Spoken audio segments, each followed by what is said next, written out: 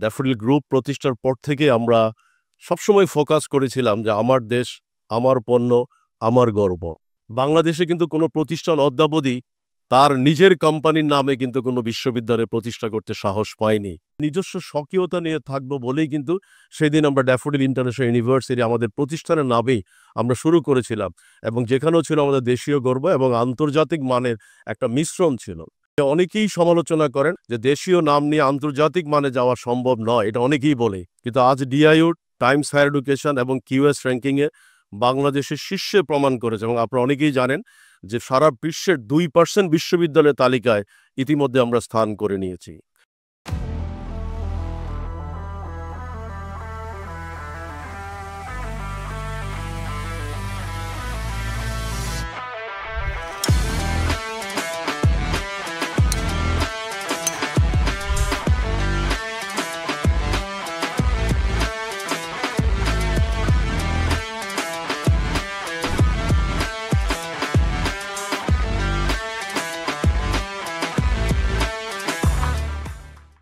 Bismillahirrahmanirrahim, and very good evening to everyone, and Assalamu alaikum.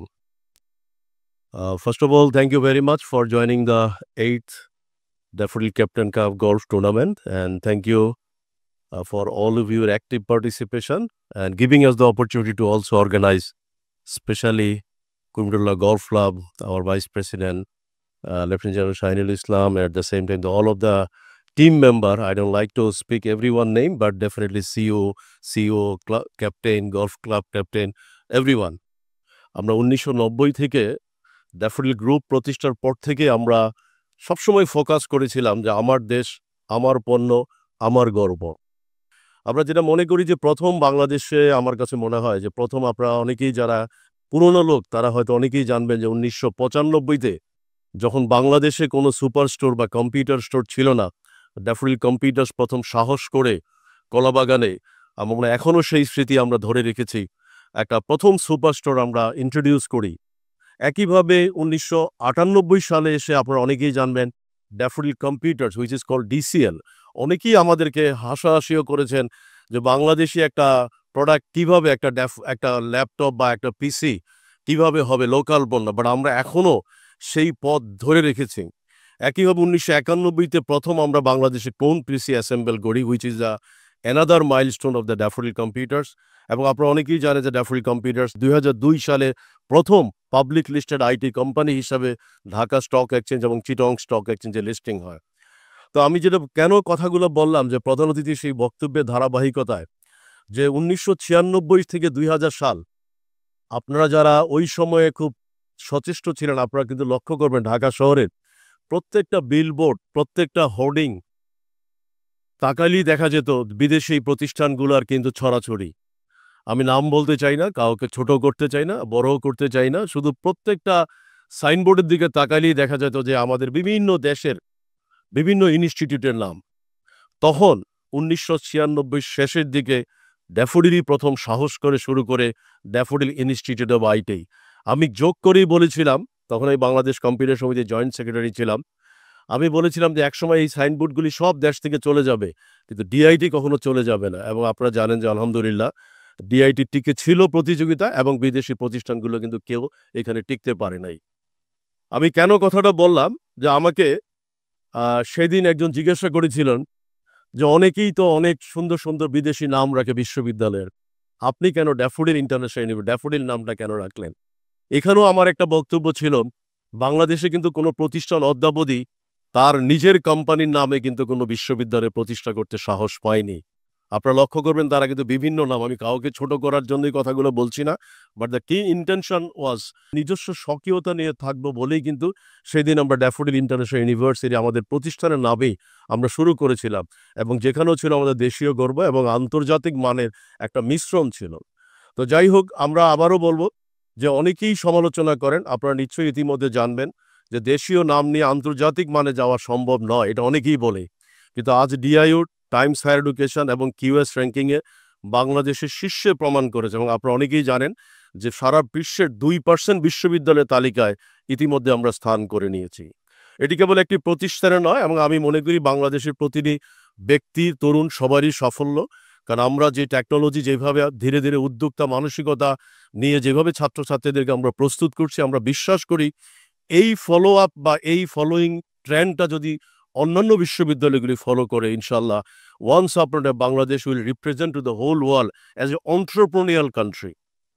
এবং আমরা মনে হয় আমাদের গার্মেন্টস ইন্ডাস্ট্রিকে আমরা রেসপেক্ট করি। I hope that lot of you aware about that how they are contributing to the development of the economical backbone of the country. So একইভাবে আমি আবারও বলবো যে 1998 পূর্ব পর্যন্ত কিন্তু বাংলাদেশে অনেক বড় বড় কোম্পানিগুলো রিপ্রেজেন্টেটিভ কিন্তু ড্যাফোডিল করে আসছে। HP, Microsoft, Intel, Dell, big big lot of company কিন্তু রিপ্রেজেন্টেশন আমরা করে আসছিলাম। কিন্তু একটা সময় আমাদের মনে হয়েছিল যে না, আমরা আমাদের নিজস্ব সক্রিয়তা যদি না দাঁড়াই তাহলে একটা সময় অনেকগুলি কোম্পানির মতো আমরা ড্যাফোডিল একসময় হারিয়ে যাবে। আপনারা শুনে খুশি হবেন, Daffodil is establishing a very big set up in the hi tech park where we started our manufacturing unit and we are going to set up our SMT unit in the next January inshallah.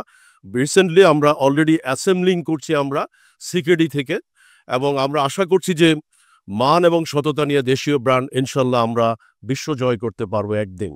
আমার আহ্বান, কেন আমি আজকে এই কথাগুলো বলছি, যে সেনাবাহিনী এবং অন্যান্য ফোর্সেস যারা এখানে উপস্থিত তাদের প্রতি এবং যারা প্রশাসনের সাথে ইনভলভ তাদের প্রতি আমার একটা উদাত্ত আহ্বান।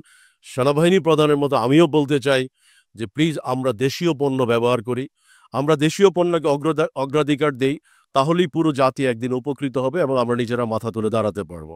কেন আমি কথাগুলো বললাম সেটা আজকে আপনারা সবাই একটা জ্বলন্ত উদাহরণ। আপনারা আজকে একটা ছাতা পেয়েছেন, আপনারা যারা গলফ খেলেছেন তারা একটা ছাতা পেয়েছেন আমাদের কাছ থেকে এটা সোভেনির হিসাবে। গত 2 বছর আগে আমরা প্রত্যেকবারই ছাতা দেওয়ার চেষ্টা করেছি। 2 বছর আগে আমরা ছাতাটা যখন ইম্পোর্ট করি, আপনারা জানেন যে চিটাগং কন্টিনেন্ট থেকে সেটা যাকে আমরা অর্ডার করেছিলাম সেটা যে হারিয়ে গেলে এখনও পাওয়া যায়নি। গত বছরও সে আমাকে কমিটমেন্ট করেছিল সেটা আমরা দিব, কারণ তাকে আমরা পেমেন্ট করেছিলাম, পারে নাই।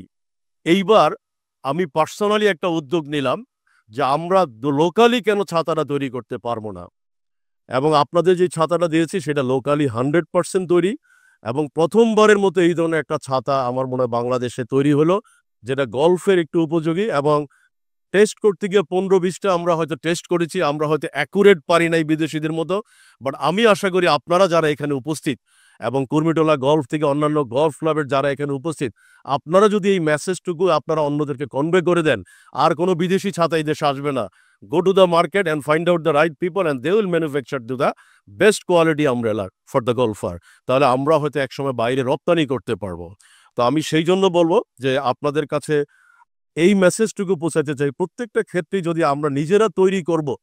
তো আমি প্রয়াত নিতুন কুণ্ডুকে স্মরণ করছি যে অটোবি যখন প্রথম 96-এ 97-এ যখন ফার্নিচার তৈরি করে ক্লাসরুমের এডুকেশনের জন্য, আমি প্রথম তাকে সাহস করে তখন আমি 300 ক্লাসরুমের জন্য আমি ফার্নিচার অর্ডার দিয়েছিলাম, এবং তিনি মৃত্যুর আগে আমাকে এটা লিখিতভাবে একটা স্বীকৃতি করে দিয়েছিলেন। সেদিন যদি আপনি আমাকে এই সাহস না দিতেন, 300 ক্লাসরুম ফার্নিচার আমার কাছে না কিনতেন, আজকে হয়তো অটোবি ওই ফার্নিচারের এই ভূমিকা হয়তো নাও হতে পারত। এটা ওনার বক্তব্য, এটা আমার বক্তব্য না। তো যাই হোক, আমি সেই কারণে বলবো যে আমি বা আমরা সবসময় চেষ্টা করেছি দেশীয় পণ্যকে এনকারেজ করার জন্য।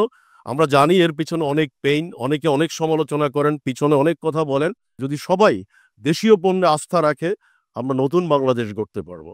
তাই আমি আর কথা না বাড়িয়ে এখানেই বক্তব্য শেষ করছি। সবাইকে ধন্যবাদ, এবং আমি শেষ করার পরে আবারও বলছি, আমাদের আদর্শ থাকবে আমার দেশ, আমার পণ্য, আমার দায়িত্ব। সবাই ভালো থাকবেন, সবাইকে ধন্যবাদ। আসসালামু আলাইকুম।